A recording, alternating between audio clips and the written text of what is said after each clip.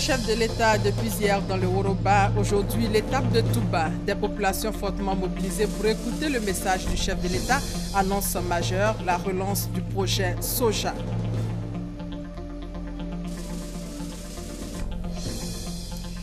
Ici à Abidjan, signature d'un protocole d'accord sur l'initiative Trade Africa entre les États-Unis et la Côte d'Ivoire. Initiative qui vise à accroître les opportunités commerciales en Côte d'Ivoire et dans la région. Hors de nos frontières, Maroua, la capitale de l'extrême nord du Cameroun, sous le choc de Boko Haram après le double attentat suicide qui a fait au moins une quinzaine de morts. Bonjour. Bonjour à tous et bienvenue dans ce journal décalé compte tenu de l'actualité. Le président est à Séguéla depuis quelques instants, mais avant, vous allez voir les images de Touba. Touba en effervescence, la ville a réservé un accueil chaleureux au chef de l'État. Grand meeting sur place. Là encore, le président a exprimé sa reconnaissance aux populations de Touba pour avoir permis son élection à la tête de la Côte d'Ivoire. Le couple présidentiel a fait des dons. Le chef de l'État est revenu sur l'alliance RHDP pour la stabilité du pays. Et heureux de se retrouver donc à Touba, le président a prôné le vivre ensemble. Il a également parlé de développement et fait le point des investissements. Il a promis un investissement de 80 milliards après avoir engagé 17 milliards dans la région. Extrait de son discours. Nous avons déjà investi, c'est vrai, près de 17 milliards de francs CFA dans la région du Bafing, dans le cadre du programme présidentiel d'urgence. Mais nous allons faire beaucoup plus, et nous travaillerons beaucoup plus rapidement maintenant que les entreprises ont de l'expérience. Voyez-vous, ces 17 milliards ont permis la réhabilitation de l'éclairage public à Touba, Ouanounou et Koro, le renforcement et la réhabilitation du réseau électrique dans la région, la répartition de 39 pompes dans le département de Koro, l'équipement du département en 28 nouveaux forages, la réhabilitation du CHR de Touba et son équipement en matériel, la distribution de près de 80 000 manuels et de 60 000 kits scolaires, la construction de 183 classes primaires, la réhabilitation du lycée moderne Abdoulaye Fadiga et la construction d'un collège à Fungweso. Oui, nous avons également commencé le bitumage de la voirie à Touba pour un kilométrage de départ de 6 km. Je sais que vous en voulez plus, mais nous allons terminer d'abord les 6 km qui sont en cours de réalisation. Nous allons poursuivre ces travaux et nous allons lancer un nouveau programme d'investissement, tenez-vous bien, de 80 milliards de francs CFA dans la région du Bafing. Oui, et ces investissements vont correspondre à vos priorités, aux doléances qui nous ont été faites, c'est-à-dire la construction de 36 salles de classe, la construction du collège moderne de Fungweso et la réhabilitation de 145 salles de classe. Nous venons d'ailleurs, comme vous le savez, de rendre l'école obligatoire pour les enfants de 6 à 16 ans et nous avons aussi prévu que pour les familles défavorisées, l'école sera non seulement obligatoire, mais elle sera gratuite. Par ailleurs, j'ai le plaisir de vous annoncer quelque chose qui nous tient tous à cœur ici, dans la région de Touba, c'est de relancer dès l'année prochaine le projet Soja. Voilà, c'était là un extrait du discours du chef de l'État à Touba, le chef de l'État qui a également promis, vous l'avez entendu, de relancer le projet Soja dès l'année prochaine et également le bitumage de l'axe aéroport Touba. Le chef de l'État est présentement à Séguéla où il va présider un conseil des ministres dans quelques instants. Et hier, à son arrivée, le président a eu droit aux honneurs dus à son rang, nous dit Abou Sanogo. Touba, chef-lieu de la région du Bafing, cité de l'arbre céleste, dans ses plus beaux atouts pour recevoir le président de la République Alassane Ouattara. Une visite que les filles et fils du Bafing attendaient depuis longtemps. Nous attendions cet événement depuis fort longtemps et aujourd'hui Dieu a permis que cela soit et cela est aujourd'hui. Nous attendons le président avec une grande effervescence parce que nous savons que le président Alassane Ouattara est le semeur de développement. C'est un honneur pour nous aujourd'hui de le recevoir de façon chaleureuse, de façon, disons, passionnelle. On l'attendait depuis et aujourd'hui il arrive dans notre région. C'est une grande fierté pour nous. Depuis l'avènement du chef de l'État, beaucoup a été fait pour Touba. Aujourd'hui, c'est un grand jour pour nous, pour lui dire merci. Et celui qu'ils attendaient depuis longtemps a foulé le sol de Touba à 11h30. Accueilli à l'Arc de Triomphe à l'entrée de la ville par le Premier ministre Daniel Kablan-Duncan, le préfet de Touba, quelques membres du gouvernement et le chef d'état-major général des forces républicaines de Côte d'Ivoire, le président de la République Alassane Ouattara est allé s'incliner devant le drapeau de l'État pour recevoir les honneurs militaires dus à son rang.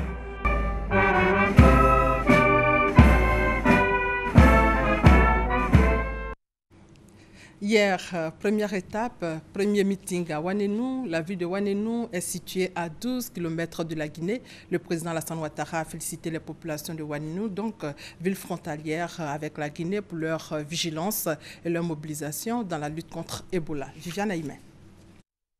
Ouanénou a constitué la première étape de cette visite d'État dans le district du Horoba qui a démarré par la région du Bafing.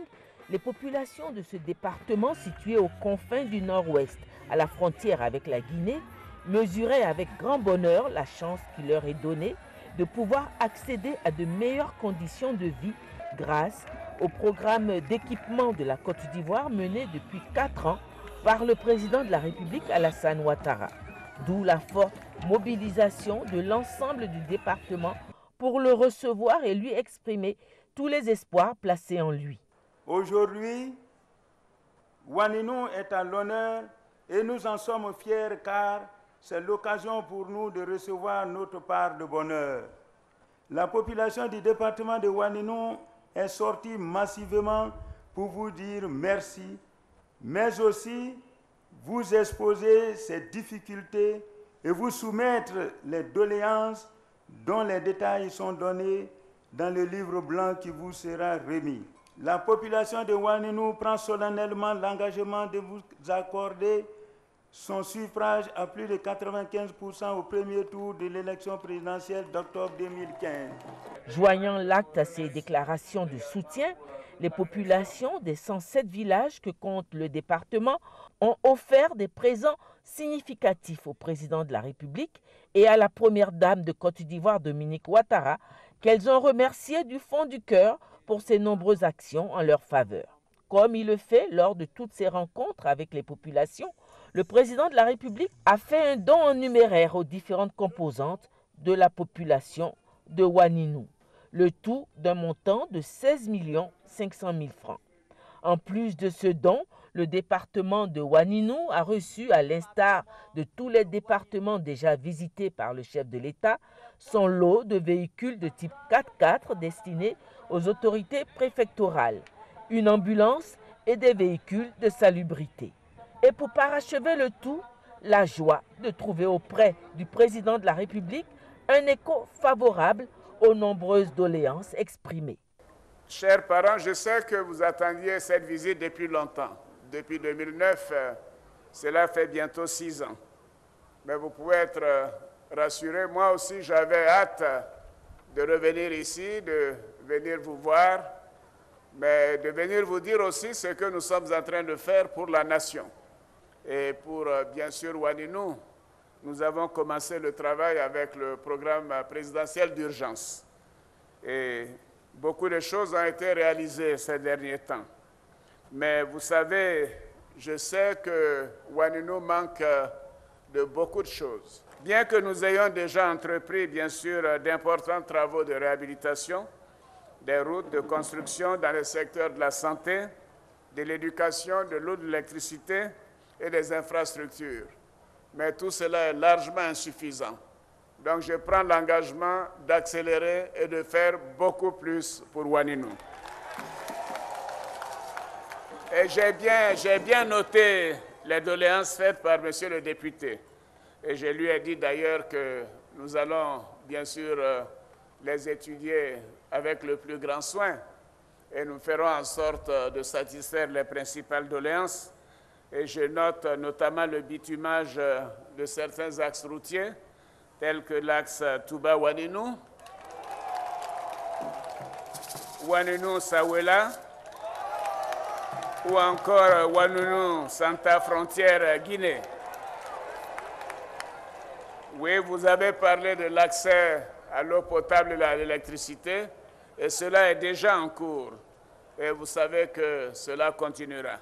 Comme lors de ses précédentes visites d'État, le président de la République a rendu hommage une fois encore au président du PDCI, Henri Konan Bédié, pour l'appel de Daoukro.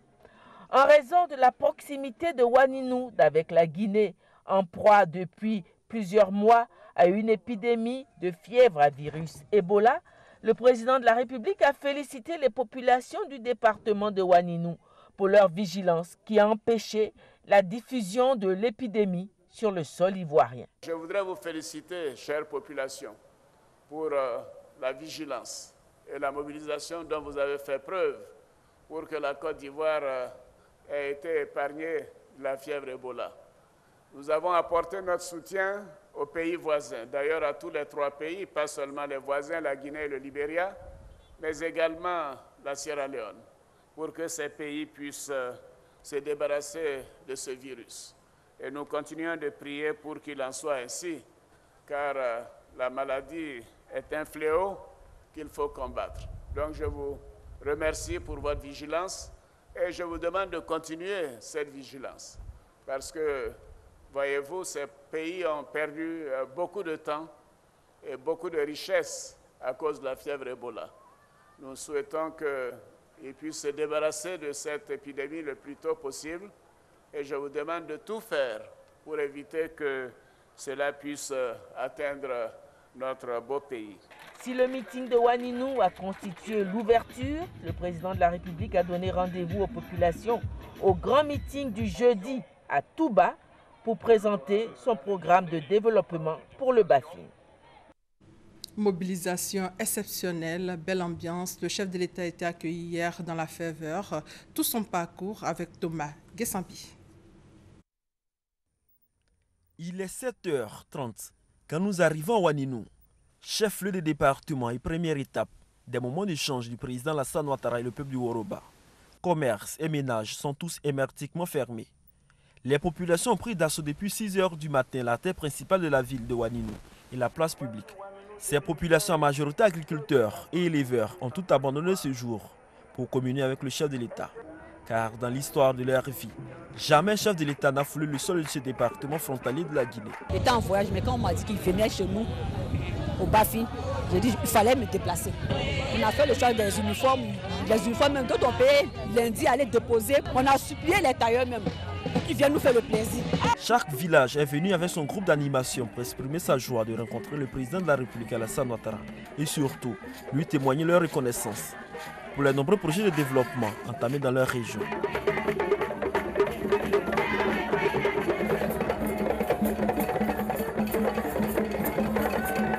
Quand le président de la République Alassane Ouattara arrive, c'est la liesse populaire.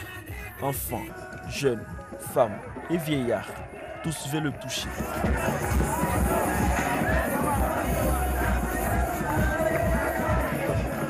À cette première étape, les populations sont venues des 159 villages de ce département, avec à leur côté une délégation des chefs traditionnels BT. Avec cette mobilisation, Ouaninu, érigé récemment chef-lieu de département, a voulu montrer son attachement au président Alassane Ouattara. Avant le moment de communier avec les populations, le chef de l'État a eu droit aux honneurs militaires à son arrivée à Ouaninu. Reportage signé Mamadou Kouassi. Ouaninu et Koro, ces 2 départements ont bénéficié des actions du PPU, programme présidentiel d'urgence, avec Eugène Atoubé, le point des projets réalisés sur place. Il est plus de 19h à Ouaninu. Sur la rue principale de la ville, les réverbères brillent de tout leur éclat. Les lampes défectueuses ont été toutes remplacées par de nouvelles. La ville de Ouaninou a bénéficié du renforcement de son éclairage public, financé à hauteur de 30 millions de francs CFA par le programme présidentiel d'urgence. Il y a eu beaucoup d'augmentation des poteaux au niveau des rues. Toutes les voies qui ont été dégagées, vraiment, il y a eu beaucoup d'électrification sur ces points-là. Toutes les voies qui ont été ouvertes, ont été plantées de poteaux un peu partout. Ouaninou est divisé de 3 quartiers. Le quartier Kokoma, de Moussungro, Vayala, et même il y a les sous-quartiers qu'on appelle d'Oulena qui n'ont pas bénéficié encore d'électrification. Plusieurs villages de la sous-préfecture de Ouaninou jubilent de leur accès à l'électricité, comme ici à Tiaoui. Dans ce village, des poteaux électriques sont dressés, munis de leurs lampadaires et attendant d'être raccordés au réseau électrique national. La même réalité est observable dans les villages du département de Koro ou dans la ville même. Le renforcement de l'éclairage public et l'extension du réseau électrique financé pour 30 millions de francs CFA par le PPU vient comme une contribution inestimable aux efforts de la municipalité. Le problème de l'électrification était dans notre programme triennal, était dans le budget même de cette année. Donc avec l'électrification qui a été prise en charge, l'extension de l'électrification et l'extension des adductions d'eau qui ont été prises en charge grâce à l'arrivée du président de la République, Koro est un chef-lieu de département. Nous n'avons pas de brigade de gendarmerie, nous n'avons pas de commissariat. Ça, ce sont des éléments qu'il nous faut actuellement parce que Koro est un département qui est annexé à une frontière. En attendant, la ville de Koro a bénéficié de l'ouverture des routes à l'intérieur de la cité, facilitant l'accès des populations d'un quartier à un autre. Plus loin à Ouaninou, le programme présidentiel d'urgence a réalisé la même opération. De l'ouverture de routes au reprofilage des pistes dans le Bafing, ce sont plus de 628 millions de francs CFA qui ont été investis. C'est la fin de l'enclavement de plusieurs villages et l'offre de réelles perspectives de lutte contre la pauvreté aux populations, spécialement celle du département de Ouaninou où l'activité agricole est très dense. Vraiment, les populations sont très joyeuses parce qu'ils sortent d'un enclavement.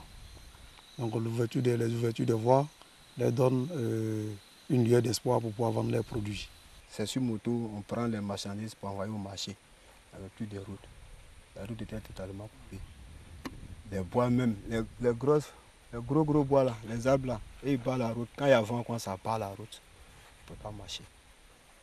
Donc aujourd'hui, Dieu merci, le temps de Ado a changé tout pour nous. Dans le département de Ouaninou, autant que dans celui de Koro, le PPU est fortement attendu pour combler les nombreux manques en termes de progrès et de développement. Car aujourd'hui encore, de nombreux villages comme Farako, à 2 km de Koro, ne sont pas dotés d'infrastructures au plan santé, adduction en eau potable, éducation et routes. Malgré les efforts louables du Conseil régional du Bafing, aux moyens modestes, seule l'intervention de l'État à un degré élevé peut aider cette région à se réveiller de son long sommeil. Et pour ce qui est fait déjà par le PPU, 4 milliards d'investissements en 5 ans, les populations du Bafing sont en droit d'espérer. Dans toutes les visites d'État, il faut noter les actions de la Première Dame, des actions pour le bien-être des populations. À Kani, Dominique Ouattara a encore soulagé les populations. Thomas Guessambi. Derrière cet édifice, enviable certainement, la préfecture de Kani, fruit d'un programme spécial post-crise, se dresse des souffrances parfois inimaginables. Pour réduire le lot de misère que connaît le jeune département de Kani, la première dame Dominique Ouattara fait parler son cœur. Moment unique, Kani est sorti sur son meilleur jour pour venir écouter Yao Patricia Sylvie, la représentante de l'épouse du chef de l'État. C'est un message de solidarité à votre endroit.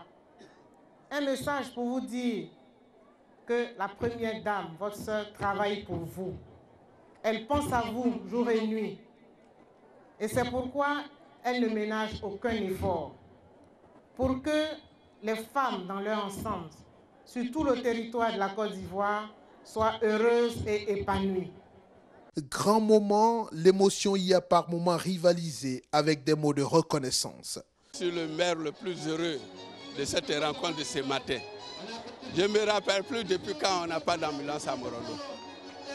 Quand vous voyez un malade attaché au dos d'un cycliste pour aller dans les grands centres, vous avez les larmes aux yeux. Nous avons pleuré pour l'ambulance et l'ambulance est là aujourd'hui. Croyez-moi, je suis heureux. La maternité de Djibrosso était vraiment dénudée d'équipement. Et donc avec les dons en matériel qu'on vient de faire à la maternité, en tout cas pour ce qui concerne la sous-préfecture de Djibrosso, nous sommes très heureux. Et cela vraiment va nous permettre de sensibiliser davantage les femmes pour qu'elles viennent accoucher dans les maternités. C'est un fonds d'appui aux femmes à hauteur de 50 millions de francs CFA qui est octroyé de la part de la première dame de Côte d'Ivoire.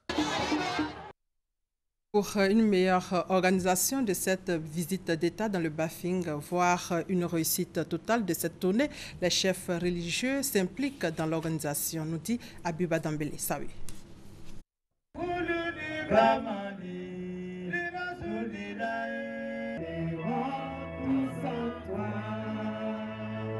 Depuis plusieurs semaines déjà, le directeur général des cultes, Bamba Messamba, par ailleurs président de la commission chargée des autorités religieuses de la visite d'État du président de la République dans le Ourodougou, a pris l'initiative d'organiser des prières, des cultes et des lectures coraniques de toutes les confessions religieuses à Abidjan, à Séguéla et à Kani.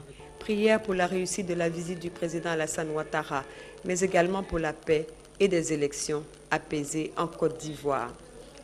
L'apothéose de ce grand rassemblement interreligieux était ce matin devant le centre culturel de Séguéla qui a vu la participation de toutes les confessions religieuses chrétiennes, notamment l'Église catholique, l'Église méthodiste unie et les assemblées de Dieu et tous les imams de la région. On a lu le Saint-Coran 170 fois.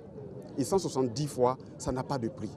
J'ai à côté de moi le curé, j'ai des pasteurs. Ils ont réalisé leur octave, que ce soit l'église catholique, l'église protestante, l'église méthodiste.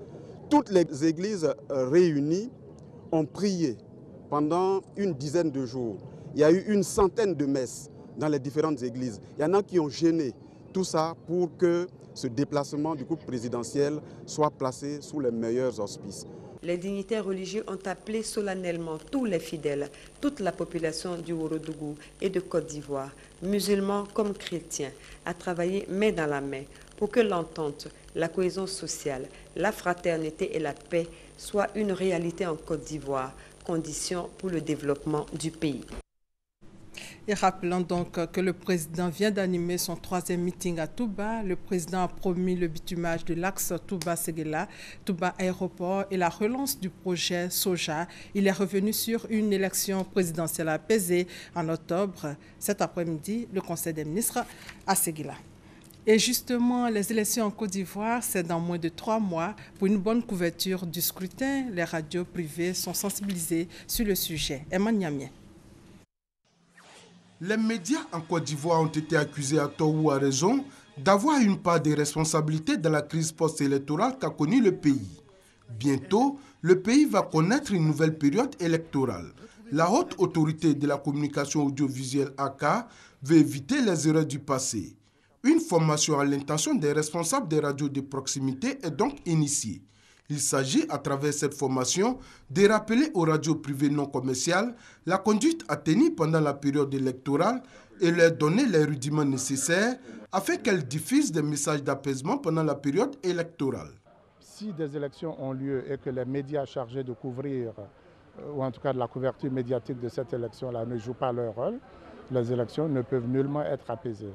C'est pour cela que la AK a pris cette initiative. La AK se doit de prendre des décisions pour spécifier cela. Et ces décisions vont être élaborées et publiées, vulgarisées en temps utile. Les États-Unis qui souhaitent des élections justes, inclusives, paisibles et transparentes en Côte d'Ivoire, à travers l'USAID, soutiennent cette initiative de la AK.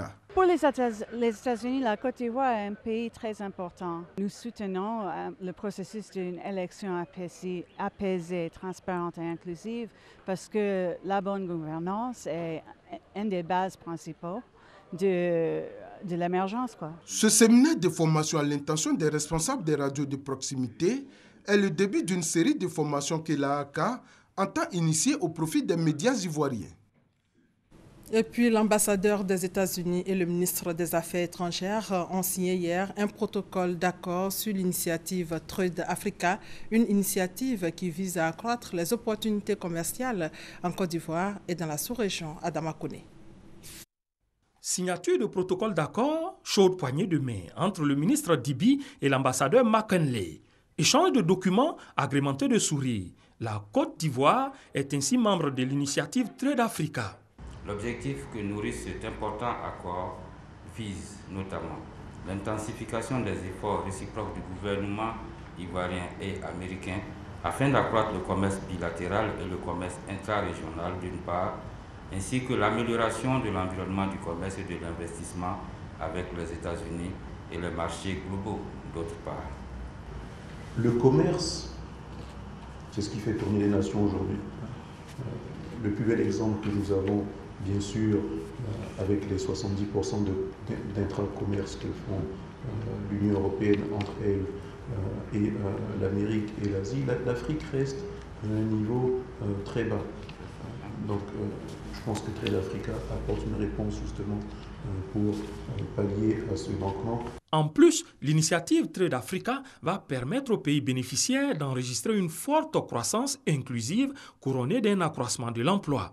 Pour l'ambassadeur des États-Unis, la Côte d'Ivoire mérite sa place parmi les 5 pays africains admis à cette initiative. Le choix de la Côte d'Ivoire comme l'un des 5 nouveaux pays pour cette initiative est révélatrice de la foi que les États-Unis ont dans les mesures que le gouvernement de Côte d'Ivoire a prises pour améliorer votre économie.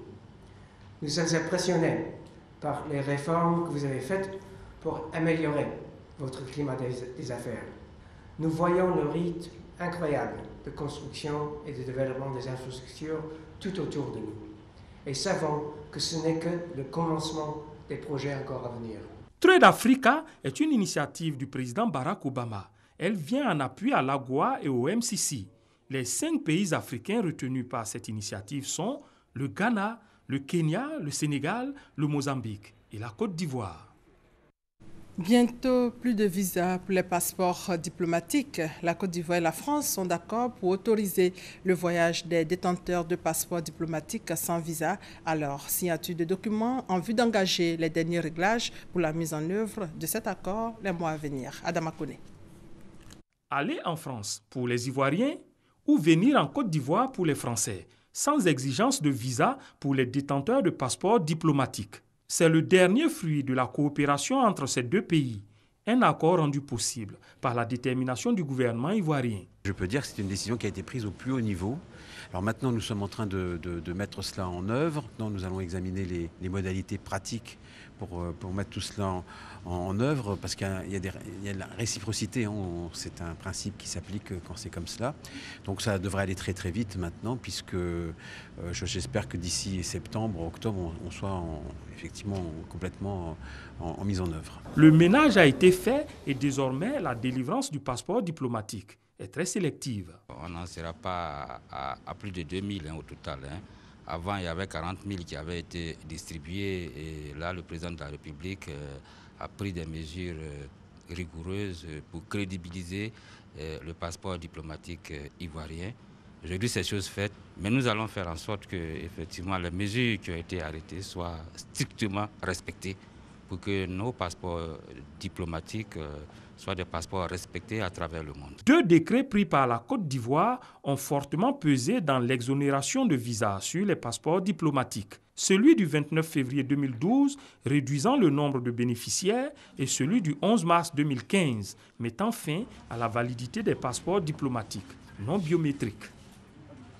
Hors de nos frontières, et c'est en image, 2 jeunes femmes kamikazes ont tué au moins une quinzaine de personnes en se faisant exploser mercredi à Maroua, la capitale de l'extrême nord du Cameroun. Le double attentat suicide a également fait plusieurs blessés.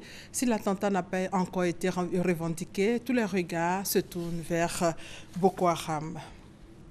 Sensible donc à cette tragédie, le chef de l'État adresse un télégramme à son Excellence Paul Biya, président de la République du Cameroun.